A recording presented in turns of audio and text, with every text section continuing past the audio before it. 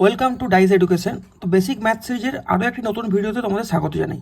দেখো, আগের আমরা মাল্টিপ্লিকেশন অফ এনি 2 ডিজিটের যেটা করেছিলাম অঙ্কটা, সেখানে অনেকে আমাকে মেসেজ করে যে স্যার আপনি যখন উপর থেকে নিচে গুণ করছেন তখন হাতে কিছু থাকবে, এরকম একটা উদাহরণ দিন।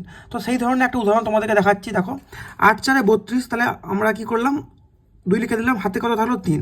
তারপরে যে নিয়মটা শিখেছিলাম, কোনাকুনি গুণ করো, তারপর যোগ করো, তাহলে 8 8 64, 5 4 20, 64 প্লাস 20, আর হাতে যে 3টা ছিল সেই 3টা যোগ করে দেবো। তাহলে কত হবে না, 20 3 23, তাহলে 27 আর 87, 87 7, হাতে রইলো 8, আবার উপর থেকে নিচে গুণ করবো, তাহলে 8 5 40, 40 8 48, আমাদের তাহলে উত্তর কত হলো 4872।